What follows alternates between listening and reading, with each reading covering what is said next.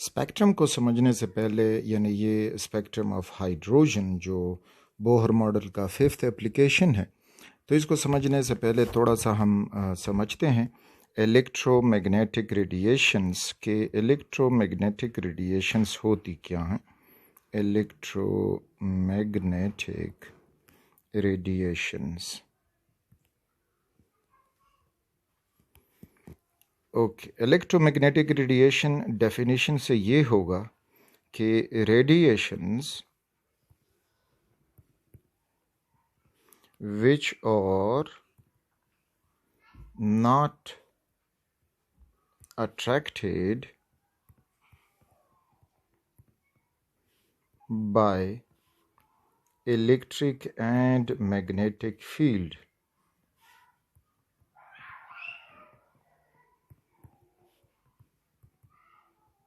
they are known as electromagnetic radiations. For example, अगर हम x ray लें और इसको किसी पॉजिटिव नेगेटिव से पास करें तो ये एक्सरे विल बी अनडिफ्लेक्टेड, सीधा निकल जाएगा। और अगर हम कोई मैग्नेटिक फील्ड रख दें north pole and south pole तो उनसे भी ये सीधा निकल जाएंगे। तो अब एक्सरे जो है ये एक इलेक्ट्रोमैग्नेटिक रेडिएशन है। लेकिन दूसरी तरफ अगर हम कैथोड रे लें और कैथोड रे को अगर हम नेगेटिव और पॉजिटिव प्लेट के बीच में से पास करें तो कैथोड रे अब अट्रैक्ट होगा टूवर्ड्स द पॉजिटिव, तो अब ये इलेक्ट्रोमैग्नेटिक रेडिएशन नहीं है। इसी तरह अगर हम इसको मैग्नेटिक फील्ड से पास करें तो ये मैग्नेटिक फील्ड भी इसको डिफ्लेक्ट करेगा। So cathode ray is not electromagnetic radiation while x-ray is electromagnetic radiation. ये जो रेडिएशंस हैं हमारे इर्द गिर्द मौजूद हैं, उनमें आपको मिलेगा gamma rays, X rays, ultraviolet rays, visible rays, infrared rays, microwaves and radio waves। ये वो सारी इलेक्ट्रोमैग्नेटिक रेडिएशंस हैं। अब हम आते हैं स्पेक्ट्रम की तरफ कि स्पेक्ट्रम क्या है।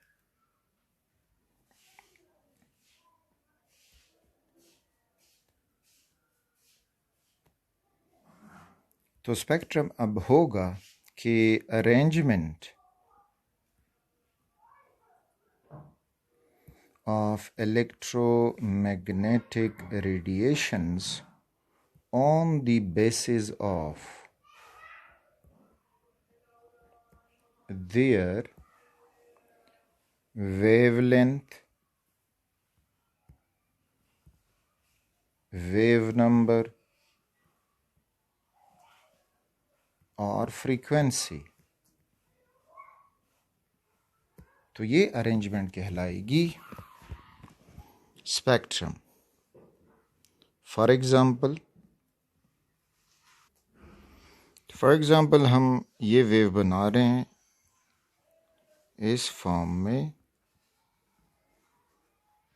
अच्छा, अब जब हम देखते हैं लेफ्ट से राइट की तरफ तो वेव लेंथ बढ़ रहा है, सो लैम्डा इज इंक्रीजिंग। फिर वेवलेंथ फ्रीक्वेंसी का इन्वर्सली प्रोपोर्शनल है, तो हम लिख देंगे कि फ्रीक्वेंसी इज डिक्रीजिंग। और सिमिलरली फ्रीक्वेंसी और वेव नंबर डायरेक्टली रिलेटेड हैं, तो wave number v bar is decreasing. अब इन सब की एनर्जी रिलेशन तो एनर्जी भी जो है दैट इज डिक्रीजिंग। तो अब जो हमारे साथ शुरू में होंगे छोटे वेवलेंथ वाले, दे आर गैमा रेज। फिर उसके बाद जिनकी वेवलेंथ थोड़ी सी बढ़ जाती है, दे आर एक्स रेज। मज़ीद इस तरह इंक्रीजिंग वेवलेंथ पे जाएंगे तो उसके बाद you will get UV rays या रेडिएशंस। फिर उसके बाद आपको मिलेंगी विजिबल। विजिबल के बाद आई आर रेडिएशंस या रेज। उसके बाद फिर माइक्रोवेव्स या रेज, और आखिर में you will get radio waves. अच्छा, किसी को हम रेज कह रहे हैं, किसी को हम वेव्स कह रहे हैं। जिनकी एनर्जी कम है वो ज़्यादातर वेव्स कहलाती हैं, और जिनकी एनर्जी ज़्यादा होती है वो रेज कहलाती हैं, जबकि सबको हम रेडिएशन कह सकते हैं।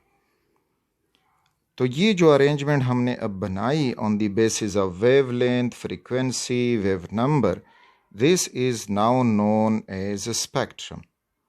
तो ये करेक्ट अरेंजमेंट आपको याद होनी चाहिए।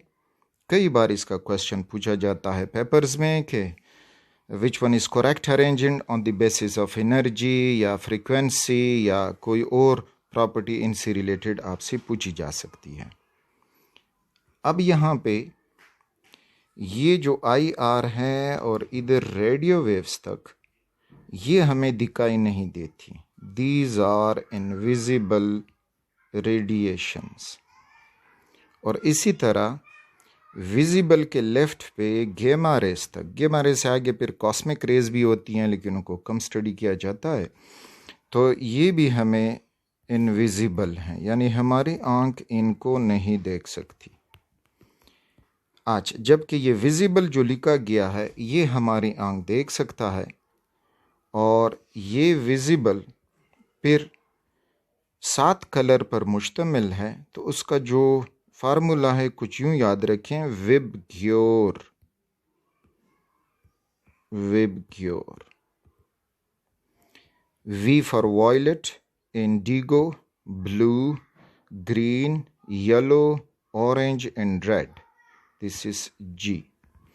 तो ये 7 कलर हमारी आंख देख सकता है, जबकि इसके राइट पे जो हैं और इसके लेफ़्ट पे जो हैं वो हमारी आंख नहीं देख सकता। तो इस वजह से इसको हम विजिबल कहेंगे, और बाकी लेफ़्ट राइट पे जो हैं दे आर इनविजिबल। और फिर गेमा रेज, इनका वेवलेंथ कम है तो इनकी एनर्जी ज़्यादा, और इस तरह जब आते जाओगे तो रेडियो वेव्स की एनर्जी सबसे कम आपको मिलेगी। थोड़ा सा ऊपर आ जाएं, ये जो हमने पढ़ा वेवलेंथ इंक्रीजिंग, तो इस तरह ये इंक्रीज़ हो रहा है। फ्रीक्वेंसी डिक्रीजिंग, तो ये फ्रीक्वेंसी डिक्रीज़ हमें मिल रहा है। वेव नंबर डिक्रीजिंग, तो ये है। और एनर्जी डिक्रीजिंग, तो सबसे ज़्यादा एनर्जी गेमा रेज की है और सबसे कम एनर्जी रेडियो वेव्स की है।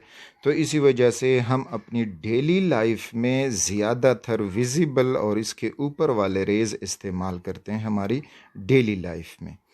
फॉर एग्ज़ाम्पल ये आई आर रेडिएशन जो है, जो टेलीविज़न का रिमोट कंट्रोल होता है, तो उसका बटन जब आप दबाते हो चैनल चेंज हो जाता है, टीवी ऑफ ऑन हो जाता है, लेकिन वो रेज़ हमें दिखाती नहीं है। सो मीन के वो आई आर हैं, दिखाई नहीं देती। सिमिलरली जो माइक्रोवेव्स हैं, तो मोबाइल का ब्लूटूथ, वाईफाई और मोबाइल बजाते ख़ुद इन ही वेव्स को इस्तेमाल करके हमें वो कम्युनिकेशन में हेल्प देता है। और इसी तरह रेडियो वेव्स जो हैं टेलीविज़न और रेडियो में इस्तेमाल होती हैं, रेडार में इस्तेमाल होती हैं। तो ये सारी रेज़ हमारी डेली लाइफ में कहीं ना कहीं इस्तेमाल होती हैं। जबकि अल्ट्रावायलेट रेज़ की एनर्जी ज़्यादा है, तो हम अपनी डेली लाइफ में इनका ज़्यादा इस्तेमाल नहीं कर सकते। जर्म्स किलिंग वगैरह के लिए इस्तेमाल की जाती हैं। इसी तरह एक्स रेज़ जो है, ये सब ने देखा होगा, जो डॉक्टर एक्स रेज़ करवा देता है तो वो भी मरीज़ की बार बार एक्स रे नहीं करवाता, क्योंकि ये इनकी एनर्जी हाई होने से उसमें फ़र्दर कोई कम्प्लिकेशन डिज़ीज़ में पैदा होने की चांसेस होती हैं। तो ये था स्पेक्ट्रम और उसकी प्रॉपर अरेंजमेंट। अब आते हैं विजिबल को थोड़ा कि अब विजिबल में बाकी हमें क्या मिलेंगी और उसमें हमने कौन सी चीज़ें याद रखनी होंगी। ये कलर जो आपको नज़र आ रहे हैं तो ये सारे वो विजिबल लाइट में हैं और वो था VIBGYOR, that is VIBGYOR. V for violet colour, ये शुरू में वॉयलेट कलर, फिर ये indigo, the next one is blue, green, yellow, orange and red. This is orange and red. अच्छा, अब कम से कम इनका वेवलेंथ आपको ज़रूर याद हो। जो वॉयलेट कलर है तो वो 400 नैनोमीटर पे शुरू हो जाता है और 700 या 750 पे रेड कलर पे ये विजिबल रीजन ख़त्म होता है। तो ये वेवलेंथ आपको ज़रूर याद हो, specially for the visible spectrum. तो अब यहाँ पे जो वॉयलेट कलर है उसका वेवलेंथ छोटा, और इस तरह से जब आप आओगे तो रेड तक you will get a longer wavelength. तो ये वो विजिबल कलर्स हैं। ये सारे कलर जब मिक्स हो जाते हैं तो ये लाइट बन जाती है जो हम दिन के वक्त देखते हैं। और अगर कोई सब्सटेंस ये सारे कलर एब्जॉर्ब करे तो वो फिर ब्लैक नज़र आता है, और अगर एक सब्सटेंस ये सारे कलर रिफ्लेक्ट करे तो वो वाइट नज़र आता है। अब अगर एक कलर हमें ग्रीन नज़र आ रहा है तो इसका मतलब है कि बाकी सारे कलर वो एब्जॉर्ब कर चुका है, ग्रीन रिफ्लेक्ट कर रहा है। तो जो कलर रिफ्लेक्ट होगा वो हमारी आँख को दिखाई देगा। तो ये सपोज़ करें कि एक ऑब्जेक्ट है और इसके ऊपर ये लाइट पड़ रहा है। अब ये जिस कलर को रिफ्लेक्ट करेगा तो वो हमारी आँख को नज़र आएगा। दिस इज़ हमारी आँख। फिर अगर वो एक से ज़्यादा कलर रिफ्लेक्ट करेगा तो फिर वो बन जाएंगे कम्प्लीमेंट्री कलर, यानी इन ही कलर्स को मिक्स करके आपको एक नया कलर मिलेगा, तो वो कहलाता है कम्प्लीमेंट्री कलर। फॉर एग्ज़ाम्पल, अगर आप ब्लू और येलो इनको कंबाइन करें तो इनका कम्प्लीमेंट्री कलर आपको ग्रीन नज़र आएगा। फॉर एग्ज़ाम्पल, अगर हम एक सर्कल बनाएं ब्लू, दूसरा बनाएं येलो, तो जिधर वो दो सर्कल आपस में मिक्स होंगे, दिस इज़ एक कलर हुआ, ये दूसरा हुआ, तो this is blue, this is yellow. अब यहाँ पे जो है ये मिक्स हो रहे हैं तो यहाँ पे हमें मिलेगा इनका green colour. So it is that complementary colour. तो ये विजिबल रेंज में जो कलर होते हैं, ये कलर हम तब देख सकते हैं अगर हम कोई सनलाइट अगर हमारे पास है, सनलाइट हुआ या बल्ब हुआ, इससे जो लाइट पैदा हो रही है उसको प्रिज्म से पास करें। जब प्रिज्म से ये पास होंगे, ये हुआ प्रिज्म, दिस इज़ प्रिज्म। तो आगे आपको स्पेक्ट्रम मिल जाएगा। इधर कोई कागज़ हो, वाइट बैकग्राउंड जो भी हो, तो यहाँ पे आपको स्पेक्ट्रम मिलेगा। रिमेंबर, यहाँ पे जिसका वेवलेंथ जितना बड़ा है तो वो आलमोस्ट प्रिज्म के सामने ही निकलेगा, और छोटे वेवलेंथ वाला ज़्यादा इस किस्म में डिफ्लेक्ट होगा। यानी अगर हम इधर देखें तो जो विजिबल कलर्स इधर हमें नज़र आएंगे ये सारे, तो यहाँ पे होगा violet, indigo, blue, green, yellow, orange and red. ये इनकी अरेंजमेंट होगी।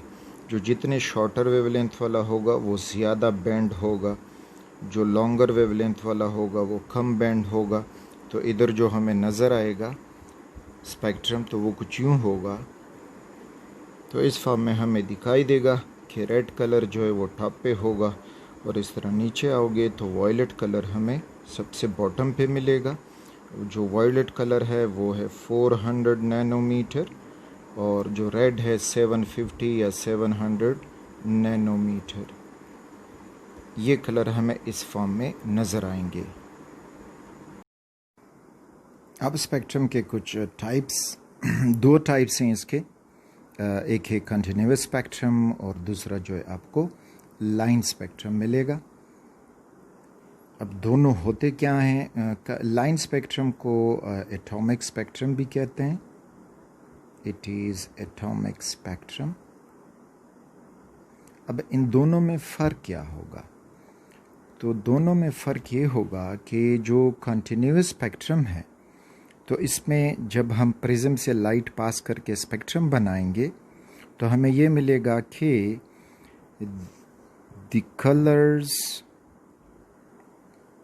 Are diffused into one another, having no boundaries of separation। ये कंटिन्यूस स्पेक्ट्रम होगा। कलर एक दूसरे में डिफ्यूज्ड हुए होंगे और उनमें कोई बाउंड्री ऑफ सेपरेशन नहीं होगी। हम ये मालूम नहीं कर पा रहे होंगे कि भाई अब वॉयलेट कलर कहाँ से शुरू हुआ और कहाँ पे ख़त्म हो रहा है, उसके बाद दूसरा कहाँ से शुरू हुआ कहाँ पे ख़त्म हो रहा है। जबकि लाइन स्पेक्ट्रम में ये होगा कि लाइंस आर प्रोड्यूस्ड और ये लाइंस में भी डार्क लाइंस और ब्राइट या कलर्ड लाइंस, ब्राइट या कलर्ड लाइंस। तो इस पिक्चर से दोनों को फर्दर समझते हैं। तो ये आपको दिखाई दे रहा है, this one is continuous spectrum और ये जो है it is line spectrum. Continuous spectrum में कलर एक दूसरे में डिफ्यूज्ड हुए होंगे और इनमें किसी किस्म की बाउंड्री ऑफ सेपरेशन नहीं है कि हम ये कह सकें कौन सा कलर कहाँ से शुरू हो रहा है कहाँ पे ख़त्म हो रहा है। तो ये कंटिन्यूस स्पेक्ट्रम के अगर हम एग्जांपल देखेंगे तो इसमें आपको मिलेगा रेनबो, ये इसका एग्जांपल है। इसी तरह अगर हम सनलाइट उसका स्पेक्ट्रम बनाएं या बल्ब की जो रोशनी है उसको पास करें प्रिज्म से तो वो हमें ये कंटिन्यूस स्पेक्ट्रम देगा।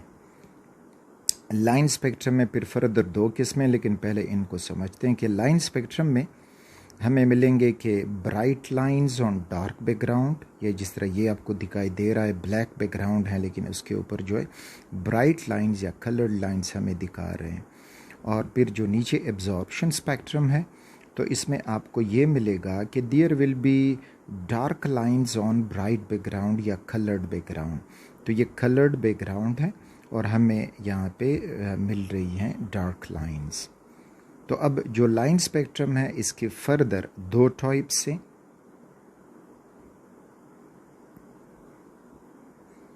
लाइन स्पेक्ट्रम के जो दो टाइप्स हैं, दिस इज लाइन स्पेक्ट्रम। तो इसमें एक है लाइन इमिशन स्पेक्ट्रम और दूसरा है line absorption.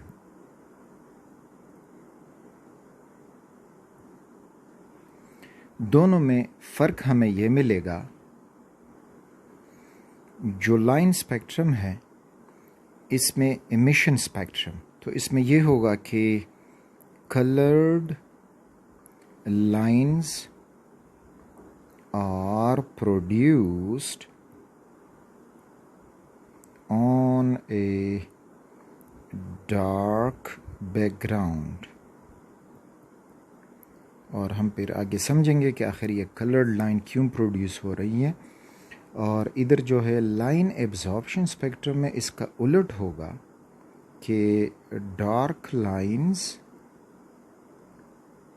are produced on a bright या colored background। तो ये line emission and line absorption. तो लाइन एमिशन में ये देखें, एक डार्क बैकग्राउंड है और जो एटम जो वेवलेंथ एमिट कर रहा है तो वो हमें यहाँ पे दिखाई दे रहा है लाइंस की शक्ल में। So we are getting bright lines या coloured lines on a dark background. जबकि यहाँ पे देखोगे तो दूसरी तरफ जो एब्जॉर्प्शन स्पेक्ट्रम है तो उसमें हमें एक कलर्ड बैकग्राउंड दिखाई दे रहा है और उसके ऊपर जो ये डार्क लाइन बने हुए हैं। अब जब इनको फर्दर हम स्टडी करेंगे तो उसमें हमें ये मिलेगा कि जो ये लाइन दिखाई दे रहे हैं, द लाइंस और द वेवलेंथ या colours emitted by the atom।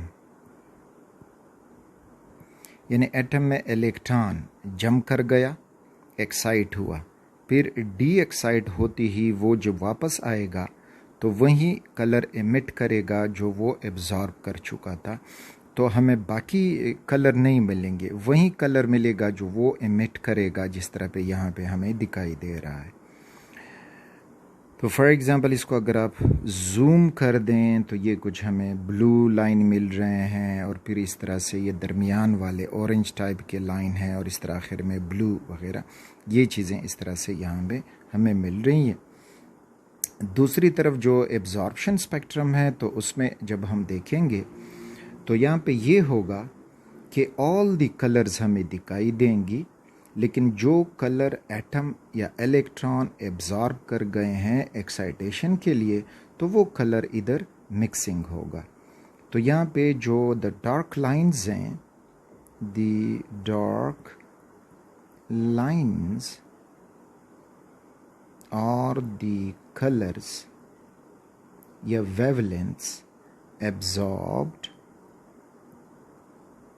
By the atom for electron excitation। अब इसको फर्दर एक एग्जाम्पल से समझ लें। फॉर एग्जाम्पल हम हाइड्रोजन गैस को लेते हैं एक ट्यूब में, दिस इज ए ट्यूब जिसमें हमने हाइड्रोजन गैस डाला। अब यहाँ से इससे हम लाइट पास करेंगे तो वो 1 2 3 4 5 6 एंड 7 वेवलेंथ इससे गुजर रही हैं। अब ये वेवलेंथ इससे जब गुजरेंगी तो इधर हमने प्रिज्म रखा और प्रिज्म रखने के बाद जब लाइट इससे पास होगा और हमें इधर स्पेक्ट्रम मिलेगा तो हमें ये मिल जाएगा कि डार्क लाइन मिल जाएंगी। तो ये स्पेक्ट्रम मिला। अब इस स्पेक्ट्रम पे बाकी सारे कलर हमें नज़र आ रहे हैं, लेकिन वो कलर नज़र नहीं आएंगे जो एब्जॉर्ब होंगे, एटम जिनको एब्जॉर्ब करेगा। तो ये जो डार्क लाइंस आपको दिखाई दे रही हैं, दीज डार्क लाइंस और the coloured absorb by the atom. और वो क्यों एब्जॉर्ब हुई कि उससे एटम एक्साइट हो गया है, बाकी कलर पास होके हमें यूं दिखाई देंगे। तो इस एनालॉजी को आप यूं समझ सकते हो कि for example this is an atom और ये उसमें न्यूक्लियस है और ये मुख्तलिफ शेल्स हैं जिसमें इलेक्ट्रॉन रिवॉल्व कर रहे हैं। अब यहाँ पे ये एक इलेक्ट्रॉन है, तो अब इस इलेक्ट्रॉन पे जब ये रोशनी पड़ेगी तो इसमें से जो फोटोन ये एब्जॉर्ब करेगा ताकि वो ऊपर जम कर जाए, तो आगे बाकी सारे जो वेवलेंथ हैं वो निकल जाएंगी, लेकिन ये वेवलेंथ हमें आगे नज़र नहीं आएगा, इसकी जगह पे डार्क लाइन बन जाएगा। तो सपोज़ करें हम यहाँ पे ये स्पेक्ट्रम बना रहे हैं, तो अब जो ये वेवलेंथ जज़ब हो गई है, एब्जॉर्ब हो गई है, तो ये हम यहाँ पे एक डार्क लाइन की शक्ल में मिलेगी। और वो डार्क लाइन जो होगा कुछ इस फॉर्म में कि सपोज करें this one that is the absorbed line, ये अब हमें नज़र नहीं आ रहा क्योंकि उसकी जो फोटोन है उसका वेवलेंथ जो एनर्जी है वो इलेक्ट्रॉन को एक्साइट करने में इस्तेमाल हो गई है और इस तरह से आगे वो कलर गायब हो गया है, जबकि बाकी कलर इधर हमें दिखाई देंगे। और जब हम एमिशन स्पेक्ट्रम की तरफ आते हैं ऊपर जो हमने एक्सप्लेन किया, अच्छा अब लाइन एमिशन स्पेक्ट्रम में ये होगा कि सपोज करें हम इस टेस्ट ट्यूब में एक ले चुके हैं, एक एटम या एलिमेंट, हाइड्रोजन इज़ देयर, इसको हमने इलेक्ट्रिक डिस्चार्ज से एनर्जी प्रोवाइड की तो ये हॉट होके ग्लो करना शुरू कर जाएगा। यहाँ से अब ये लाइट रिलीज़ होगा। इस रिलीज लाइट को जब हम फिर प्रिज्म से पास करेंगे, दिस इज़ द प्रिज्म, तो ये लाइट जब इससे पास होगा आगे हमें जाके स्पेक्ट्रम मिलेगा। तो वो स्पेक्ट्रम कुछ इस किस्म का होगा। तो लाइन एमिशन स्पेक्ट्रम में अब ये स्पेक्ट्रम बन जाएगा, हमें बाकी बैकग्राउंड डार्क मिलेगा, लेकिन जितने वेवलेंथ का फोटोन वो एटम डी एक्साइट होके दे रहा है, वो फोटोन जो रिलीज़ हो रहा है तो वो हमें इधर कलर्ड लाइन की शक्ल में दिखाई देगा। तो इसका मतलब ये हुआ कि जो एटम जो कलर एब्जॉर्ब करेगा वही कलर वो एमिट करेगा, यानी एनर्जी द फोटोन जो है वो सेम रहेगा। इस वजह से इसको कहते हैं क्वांटाइज्ड, कि उसमें से कोई फ़र्क नहीं मिलेगा। तो क्या होगा कि ये एक एटम है, जब हम इससे लाइट पास करते हैं तो इसमें इलेक्ट्रॉन एक्साइट हो जाएंगे, कलर एब्जॉर्ब कर देंगे, तो इससे हमें मिलेगा एब्जॉर्प्शन स्पेक्ट्रम।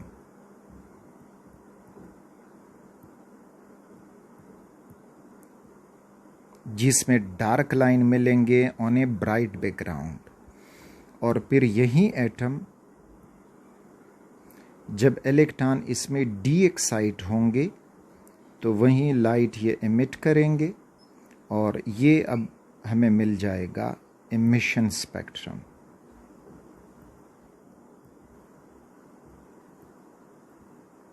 तो एब्जॉर्प्शन स्पेक्ट्रम हमें मिलती है during excitation of atom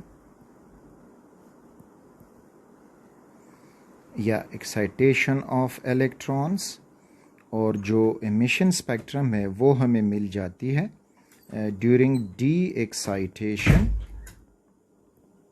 of electrons. तो ये थी कुछ इंफॉर्मेशन अबाउट द स्पेक्ट्रम कि कौन सा स्पेक्ट्रम कब बनेगा, कॉन्टिन्यूस स्पेक्ट्रम, लाइन स्पेक्ट्रम। और लाइन स्पेक्ट्रम को एटॉमिक स्पेक्ट्रम इसलिए कहते हैं कि ये एटम बना के दे सकता है। फिर साथ में ये पॉइंट भी याद रखें कि जो कंटिन्यूस स्पेक्ट्रम बनता है, कंटिन्यूस स्पेक्ट्रम, तो इसका इंडिकेशन ये है कि energy is losing by the system, चाहे जो भी हो, कॉन्टिन्यूसली। मुसलसल जब एनर्जी लॉस कर रहा होगा तो वो कंटिन्यूस स्पेक्ट्रम देगा। दूसरी तरफ जो लाइन स्पेक्ट्रम है, लाइन स्पेक्ट्रम कब प्रोड्यूस होगा? When energy is released packet by packet. जो प्लांक अपनी थ्योरी में कह चुका था, यानी जो लाइन स्पेक्ट्रम हमने एमिशन कंटिन्यूस स्पेक्ट्रम में ये होगा मुसलसल बस एक वेव रिलीज हो रहा है, जबकि लाइन स्पेक्ट्रम तब बनेगा कि ये एक वेव पैकेट, दूसरा वेव पैकेट, तीसरा वेव पैकेट, मीन्स कि ये जो एनर्जी है जो रिलीज हो रही है in the form of photons, तो ये फोटॉन से क्वांटाइज्ड ये क्वांटाइज्ड हैं, ये एनर्जी जो है मुसलसल रिलीज़ नहीं कर रहे, बल्कि एक रिलीज़ किया, दूसरा रिलीज़ किया, तीसरा रिलीज़ किया पैकेट की शक्ल में। अब हम ये सारा कंसेप्ट हाइड्रोजन के स्पेक्ट्रम पे अप्लाई करेंगे कि उस स्पेक्ट्रम को जब हम देखते हैं तो उससे हमें क्या मिलता है, कब वो कौन सा लाइट रिलीज़ करेगा। तो चलते हैं हाइड्रोजन स्पेक्ट्रम की तरफ।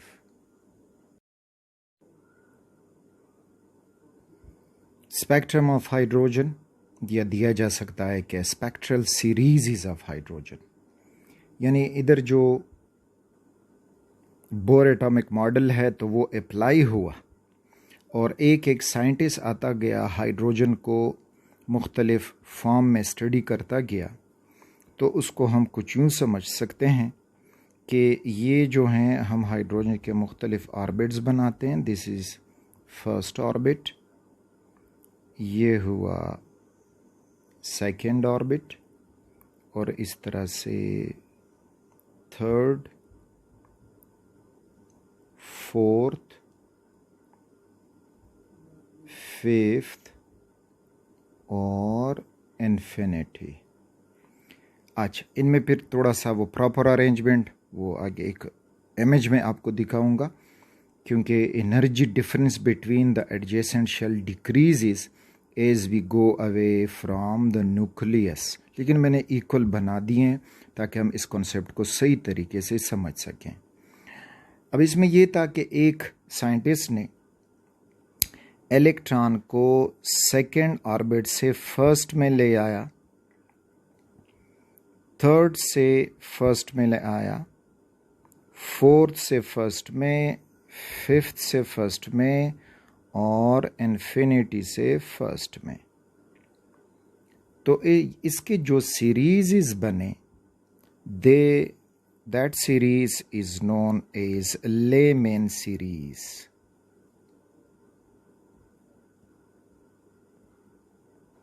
It is Lyman series, scientist का नाम है।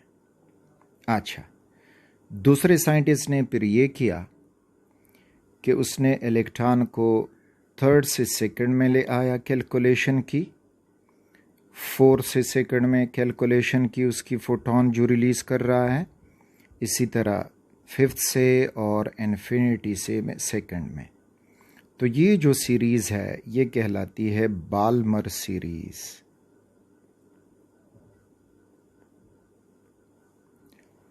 अगला जो साइंटिस्ट, तो उसने फोर्थ से थर्ड में इलेक्ट्रॉन ले आया, फिफ्थ से थर्ड में ले आया और इन्फिनिटी से थर्ड में ले आया।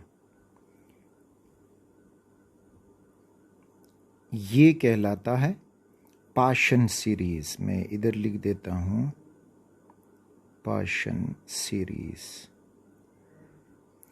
अगले साइंटिस्ट ने ये किया कि फिफ्थ से इलेक्ट्रॉन को 4 में ले आया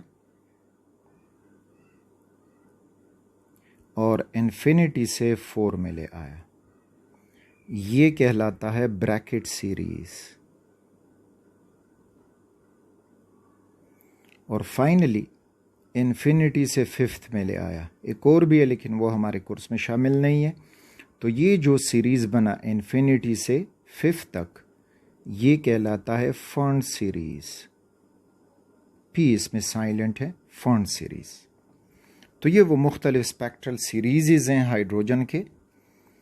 अब इन सीरीज़ में आप लोगों ने ये याद रखना होगा कि इन सब ने ये फार्मूला इस्तेमाल किया कि wave number is equal to Rydberg's constant into 1/n1 square minus 1/n2 square. यानी वेव नंबर फाइंड करना, फिर वेवलेंथ में कन्वर्ट कर देना। तो सब जो है इसी रिलेशन को इस्तेमाल करके अपने ये स्पेक्ट्रम प्रेजेंट कर चुके हैं। और ये रिलेशन डिराइवेशन हमने पिछले लेक्चर्स में एक्सप्लेन की है कि किस तरह ये डिराइव हुआ है। अब इसमें जो लेमैन है, तो ये चीज़ें आपको याद रहनी चाहिए, एमसीक्यूज़ में दूसरे में पूछी जा सकती हैं कि जो लेमैन सीरीज़ है इसमें उसका जो लोअर ऑर्बिट है N1, तो वो है 1, और हायर ऑर्बिट N2 जो है वो है 2, 3, 4, 5 एंड इन्फिनिटी। ये लेमन का लोअर ऑर्बिट है। और ये जितनी भी अपने वेवलेंथ कैलकुलेट करेगा या कर चुका है, तो आपको जो रीजन मिलेगा इनके वेवलेंथ का, तो वो होगा अल्ट्रा वायलेट रीजन। तो एक ये चीज़ याद होनी चाहिए कि लेमन सीरीज़ जो है वो अल्ट्रा वायलेट रीजन में हमें दिखाई देती है। लेकिन वो अल्ट्रा वायलेट रेज हमें आंखों से नहीं दिखाई देंगे, हम स्पेक्ट्रोमीटर की मदद से उनको डिटेक्ट कर सकते हैं। फिर जो बाल्मर सीरीज़ है,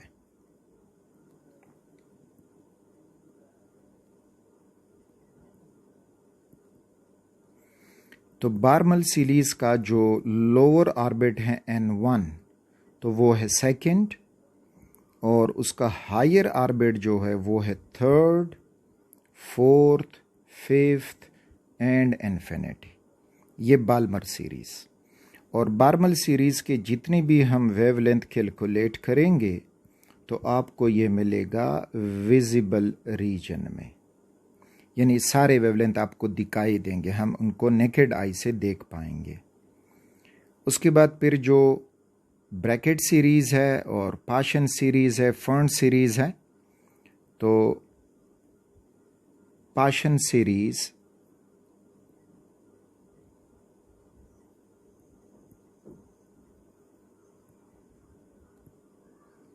इसका अब लोअर ऑर्बिट N1 वो 3 है, हायर ऑर्बिट N2 तो वो इसका 4, फिफ्थ और इन्फिनिटी।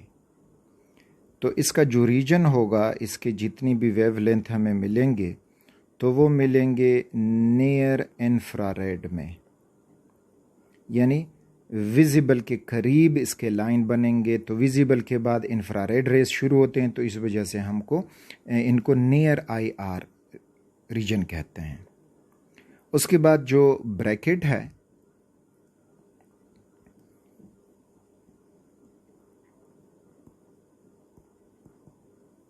ब्रैकेट सीरीज़ में अब उसका जो लोअर ऑर्बिट है तो वो फोर्थ है, और हायर ऑर्बिट उसका जो है फिफ्थ एंड इन्फिनिटी। और इसका रीजन आपको मिलेगा मिड IR, यानी IR का बिल्कुल मिड रीजन में इसके ये वेवलेंथ हमें मिलेंगे, स्पेक्ट्रम में शो होंगे। अच्छा, फिर आखिर में जो फर्न सीरीज़ है,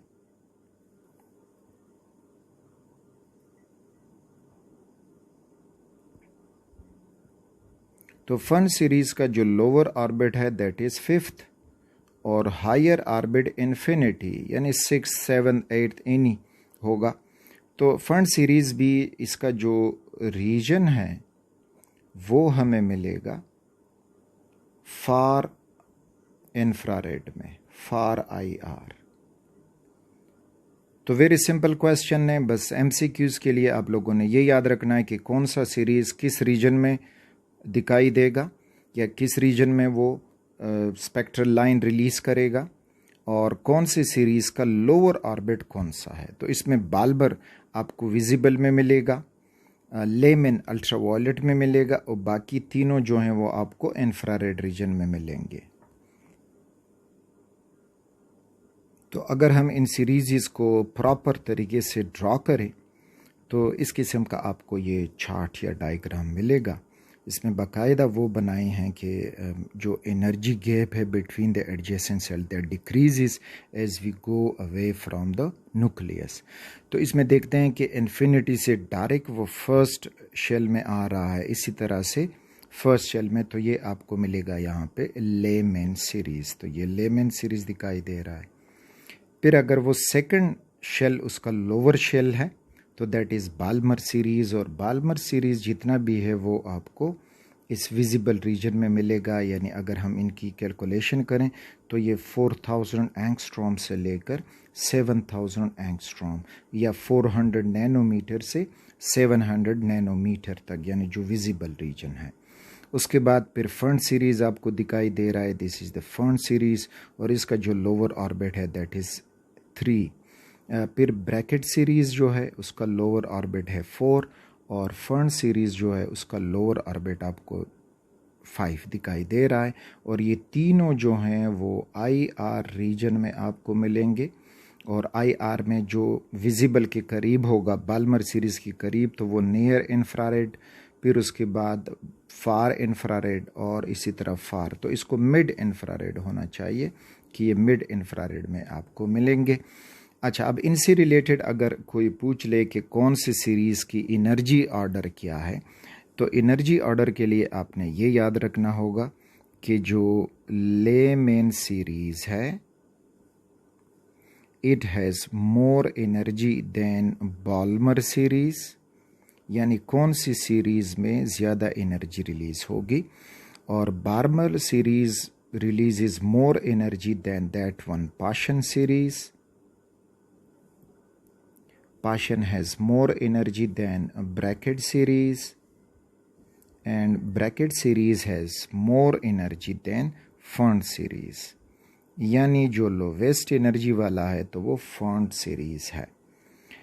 फिर अगर कहीं पे पूछा जाए कि इनके रीजन्स कौन से हैं, तो रीजन्स के लिए आप लोगों को ये याद होना चाहिए, जो लेमेन सीरीज़ है वो अल्ट्रा वायलेट रीजन में होता है, बाल्मर सीरीज़ विजिबल रीजन में, पाशन सीरीज़ नियर IR में, और ब्रैकेट सीरीज़ जो है वो मिड IR में, जबकि फर्न्ड सीरीज़ जो है वो फार IR में। अब अगर हमसे पूछा जाए कि इनका वेवलेंथ बना दो, तो वेवलेंथ कुछ यूँ होगा कि जो लेमेन सीरीज़ है वो छोटे वेवलेंथ के वेव्स उसके बनेंगे इस तरह से और यूँ बढ़ते जाएंगे इस फॉर्म में।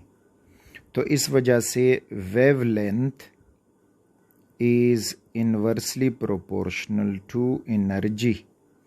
वेवलेंथ कम होगा तो एनर्जी ज़्यादा, तो जो लेमेन सीरीज़ है उसकी वेवलेंथ कम है तो वो ज़्यादा एनर्जी रखेगा, और जो फर्न्ड सीरीज़ आखिर में आ रहा है तो इसका वेवलेंथ बढ़ता जाएगा और इसकी एनर्जी भी कम होती जाएगी। फ्रीक्वेंसी का पूछा जाए तो फ्रीक्वेंसी में भी आपको यही मिलेगा कि frequency is inversely proportional to lambda, तो लेमेन सीरीज़ की फ्रीक्वेंसी भी ज़्यादा होगी। वेव नंबर का पूछा जाए तो that also inverse related to lambda, तो इस तरह से वेव नंबर जो है वो भी इसके इन्वर्सली रिलेटेड है। तो लेमेन सीरीज़ का एनर्जी फ्रीक्वेंसी वेव नंबर ज़्यादा होगा और डिक्रीज़ होता हुआ फर्न्ड सीरीज़ तक पहुंचेंगे, जिसमें हमें लीस्ट एनर्जी वाले, लीस्ट फ्रीक्वेंसी वाले और लीस्ट वेव नंबर वाले रेडिएशंस मिलेंगे। So this was all about spectrum and hydrogen spectrum.